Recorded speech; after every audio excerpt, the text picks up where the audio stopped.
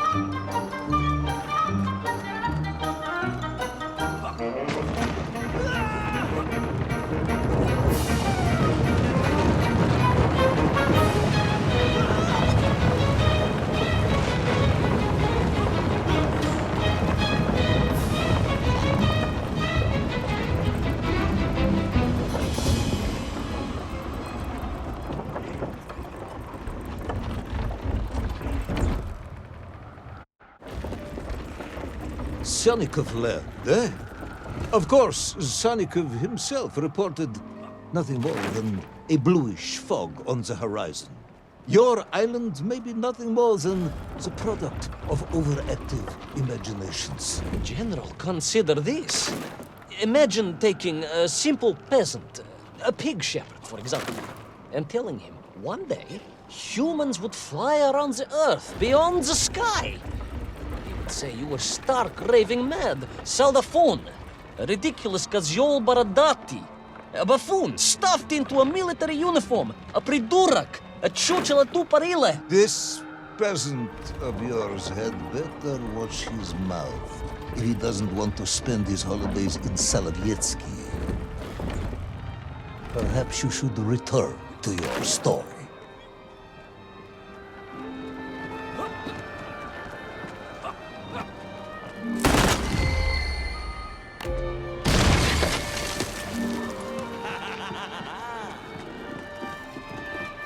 There in the cliff, I could not believe it. A hairy elephant, trapped and frozen in the ice. A mammoth? No, General, a hairy elephant. Who would think such a thing could be?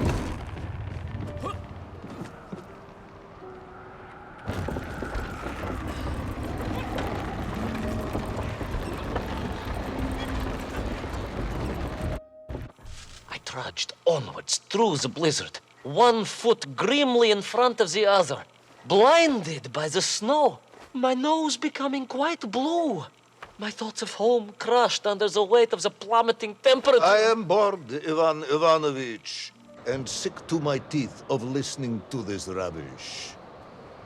Let us speak plainly now.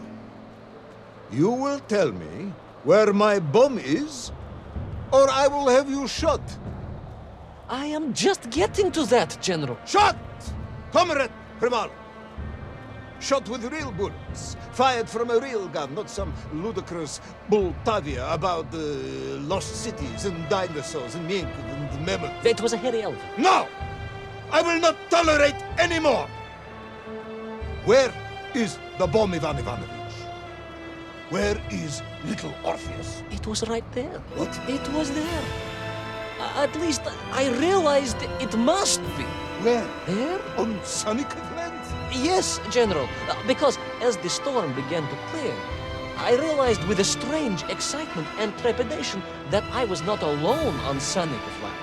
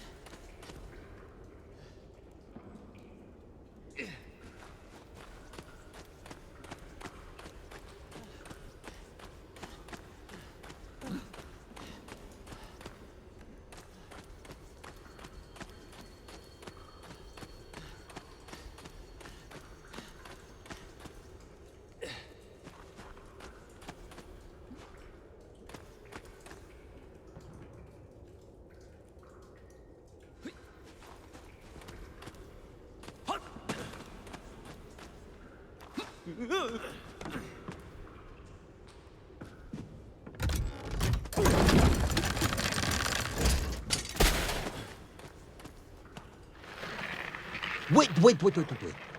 Go back. You say these lifeboats came from Zarya?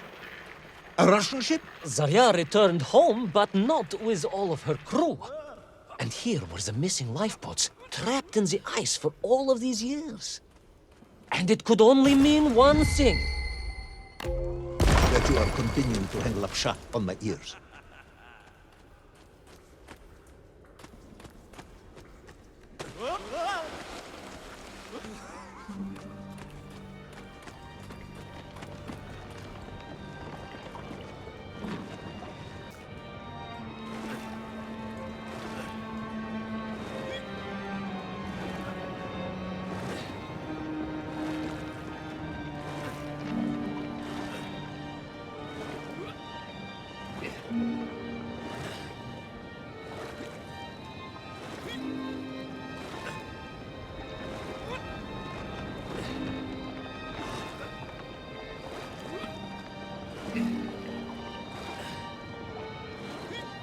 Baron Edward von Toll.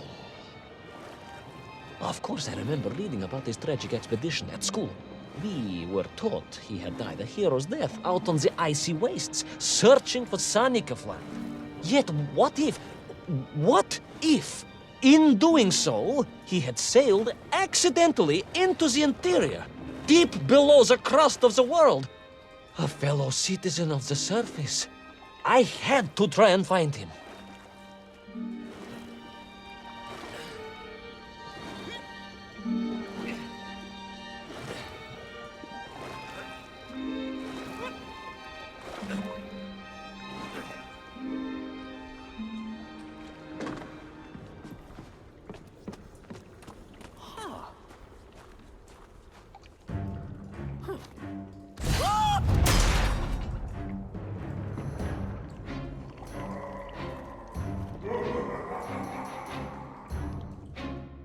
A dead explorer stole my Not dead, General, but quite insane.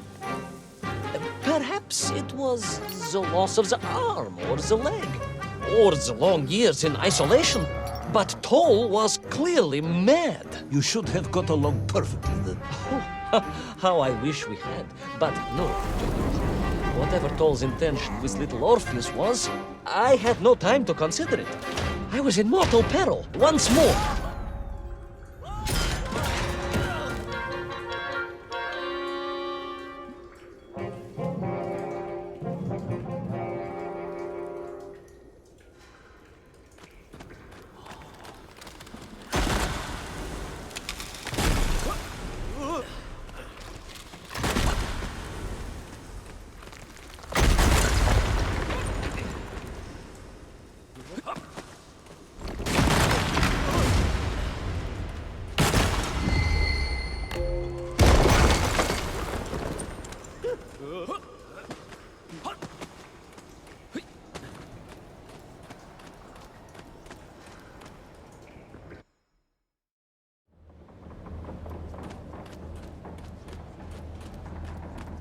So, you believe that Toll had somehow enslaved the Menkiv and bent them to his will? I do, General. It was obvious.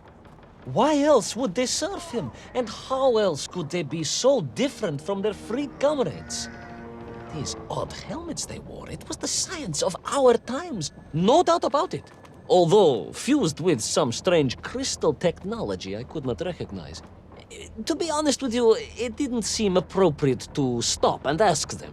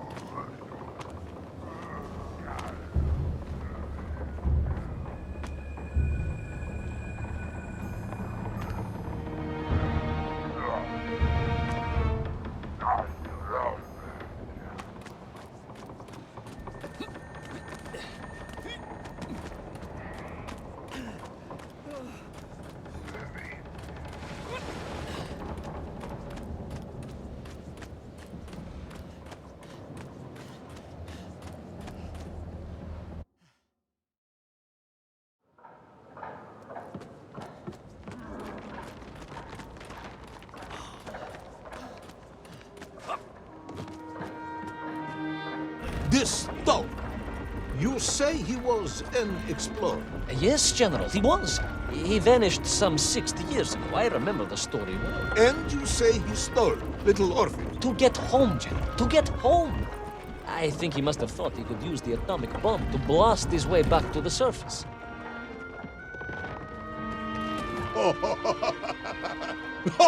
Brilliant, Ivan Ivановich!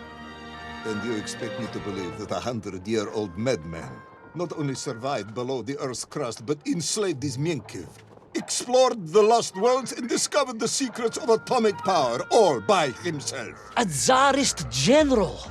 An imperialist. No doubt harking back to the terrible days before the Great Revolution. And Estonian.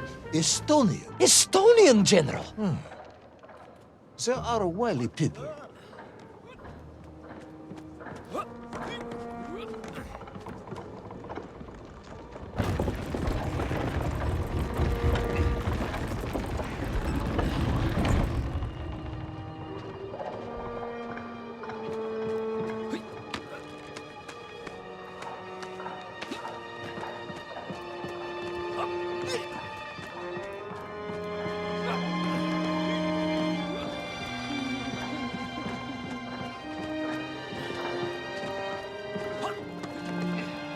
The slave mines stretched away into the distance, and I sometimes wondered if I would ever find my way out.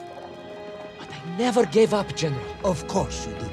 You are a hero, Ivan Ivanovich. No, General, no, I am no hero. I am a simple toy maker's son from Tomsk. Omsk. General? Omsk. You said Tomsk. I said Omsk. You said Tomsk. General, I think I am well aware of the city of my birth. Perhaps all the moving around as a child confused you.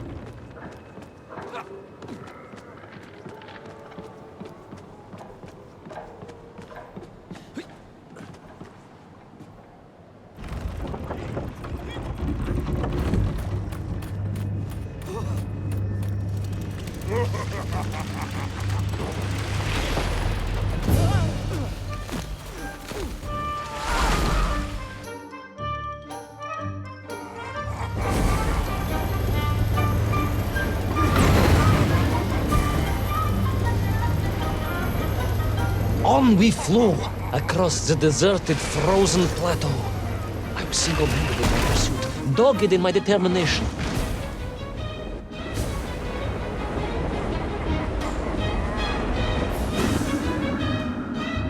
I would take back little Orpheus and prevent Toll from detonating the bomb. Ah, you are as humble as ever, Tavares.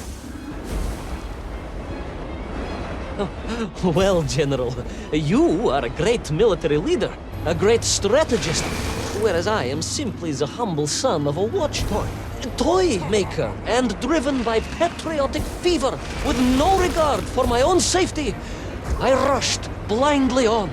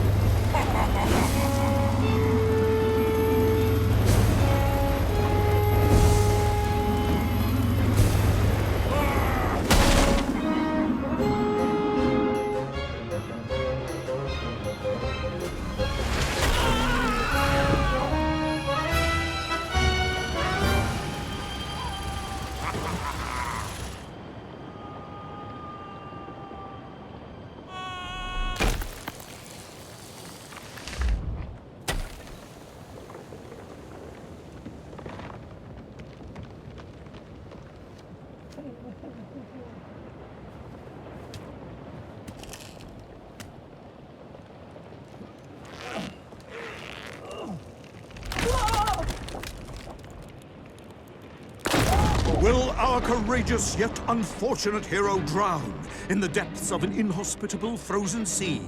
Will he thaw out in time to prevent Tull from detonating the bomb? Will the general holiday in Omsk next year?